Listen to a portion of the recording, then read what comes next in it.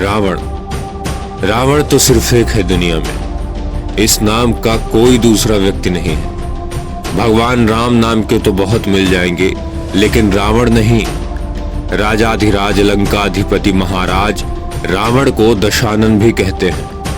कहते हैं कि रावण लंका का तमिल राजा था। सभी ग्रंथों को छोड़कर वाल्मीकि द्वारा लिखित रामायण महाकाव्य में रावण का सबसे प्रामाणिक इतिहास मिलता है। हिंदू धर्म को मानने वाले सभी लोग राम, सीता और रावण के बारे में अच्छी तरह जानते होंगे। फिर भी रावण से जुड़े कुछ ऐसे तथ्य भी हैं जो शायद आपने एक साथ कहीं नहीं पढ़े होंगे। रामायण के अलग अलग भागों से संग्रहित करके आज हम आपको रावण से जुड़े कुछ रोचक तथ्यों को आपके सामने पेश करेंगे, जिससे पता चलेगा कि रावण केवल दुराचारी ही नहीं था, बल्कि धर्म में बहुत विश्वास करता था और उसे महाज्ञानी माना जाता था। रावण के दादाजी का नाम प्रजापति पुलत्स्य था, जो ब्रह्मा जी के 10 पुत्रों में से एक थे। इस तरह देखा जाए तो रावण ब्रह्मा जी का परपौत्र हुआ, जबकि उसने अपने पिताजी और अपने दादाजी से हटकर धर्म का साथ न देकर अधर्म का साथ दिया था। हिंदू ज्योतिष शास्त्र में रावण संहिता को एक बहुत महत्वपूर्ण पुस्तक माना जाता है, लेकिन आपको जानकर हैरानी होगी कि रावण संहिता की रचना स्वयं रावण ने की थी। रामायण में एक जगह यह भी बताया गया है कि रावण ने भगवान राम के लिए यज्ञ किया था। वो यज्ञ करना रावण के लिए जरूरी था, क्योंकि लंका तक पहुंचने के लिए जब राम जी की सेना ने पुल बनाना शुरू किया था, तब शिव जी का आशीर्वाद पाने से पहले उसको राम जी की आराधना करनी पड़ी थी। रावण तीनों लोकों का स्वामी था और उसने न केवल इंद्रलोक बल्कि भूलोक के भी एक बड़े हिस्से को अपने असुरों की ताकत बढ़ाने के लिए कब्जा किया था। रावण अपने समय का सबसे बड़ा विद्वान माना जाता है और रामायण में बताया गया है कि जब रावण मृत्युशैया पर लेटा हुआ था, तब राम जी ने लक्ष्मण को उसके पास बैठने के लिए कहा था, ताकि वो मरने से पहले उनको राजपाट चलाने और नियंत्रण करने के गुर सिखा सके। रावण के कुछ चित्रों में आपने उसको वीणा बजाते हुए देखा होगा। एक पौराणिक कथा के अनुसार रावण को संगीत का बहुत शौक था और वीणा बजाने में वो बहुत माहिर था। हमने रावण के 10 सिरों की कहानियां सुनी होंगी। इसमें 2 प्रकार के मत हैं। एक मत के अनुसार रावण के 10 सिर नहीं थे, जबकि वो केवल एक 9 मोतियों की माला से बना एक भ्रम था, जिसको उसकी माता ने दिया था। दूसरे मत के अनुसार जो प्रचलित है कि जब रावण शिवजी को प्रसन्न करने के लिए घोर तप कर रहा था, तब रावण ने स्वयं अपने सिर को धड़ से अलग कर दिया था। जब शिव जी ने उसकी भक्ति देखी तो उससे प्रसन्न होकर हर टुकड़े से एक सिर बना दिया था, जो उसके 10 सर थे। शिव जी ने ही रावण को रावण नाम दिया था।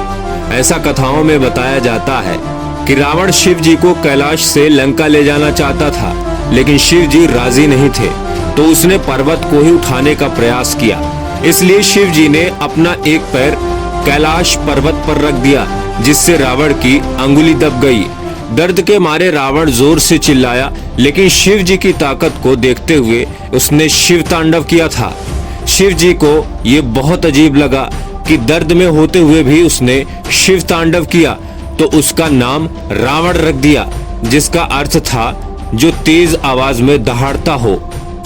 जब रावण युद्ध में हार रहा था और अपनी तरफ से अंतिम शेष प्राणी जब वही बचा था, तब रावण ने यज्ञ करने का निश्चय किया, जिससे तूफान आ सकता था।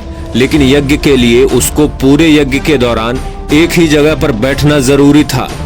जब राम जी को इस बारे में पता चला, तो राम जी ने बाली पुत्र अंगद को रावण के यज्ञ में बाधा डालने के लिए भेजा। कई प्रयासों के बाद भी अंगद यज्ञ में बाधा डालने में सफल नहीं हुआ। तब अंगद इस विश्वास से रावण की पत्नी मंदोदरी को घसीटने लगा कि रावण ये देखकर अपना स्थान छोड़ देगा, लेकिन वो नहीं हिला।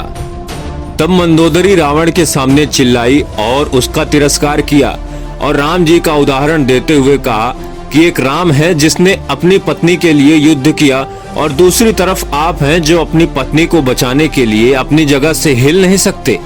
ये सुनकर अंत में रावण उस यज्ञ को पूरा किए बिना ही वहां से उठ गया रावण और कुंभकर्ण वास्तव में विष्णु भगवान के द्वारपाल जय और विजय थे, जिनको एक ऋषि से मिले श्राप के कारण राक्षस कुल में जन्म लेना पड़ा था और अपने ही आराध्य से उनको लड़ना पड़ा था। ऐसा कहा जाता है कि एक बार रावण महिलाओं के प्रति बहुत जल्द आसक्त होता था। अपनी इसी कमजोरी के कारण जब वो नल कुबेर की पत्नी को अपने वश में करने की कोशिश किया तो वो स्त्री उसको श्राप दे देती है कि रावण अपने जीवन में किसी भी स्त्री को उसकी इच्छा के बिना स्पर्श नहीं कर सकता, वरना उसका विनाश हो जाएगा।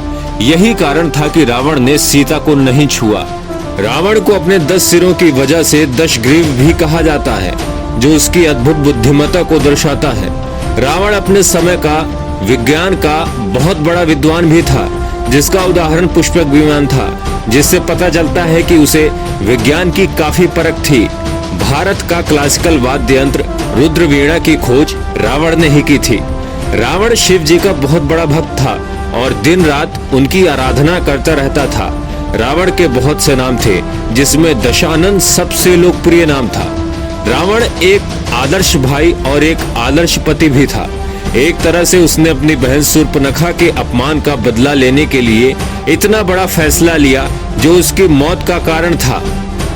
दूसरा, अपनी पत्नी को बचाने के लिए उस यज्ञ से उठ गया जिससे वो राम जी की सेना को तबाह कर सकता था। इसके अलावा जब कुंभकर्ण को ब्रह्मा जी से हमेशा के लिए नींद में सो जाने का वरदान मिला, तब रावण ने वापस तपस्या करके इसकी अवधि को 6 महीने करवाया था, जिससे पता चलता है कि उसको अपने भाई बहनों और पत्नी की कितनी फिक्र थी। कुछ लोग ऐसा मानते हैं कि लाल किताब का असली लेखक रावण ही था। ऐसा कहा जाता है कि रावण अपने अहंकार की वजह से अपनी शक्तियों को खो बैठा और उसने लाल किताब का प्रभाव खो दिया, जो बाद में अरब में पाई गई, जिसे उर्दू और फारसी में अनुवाद किया गया।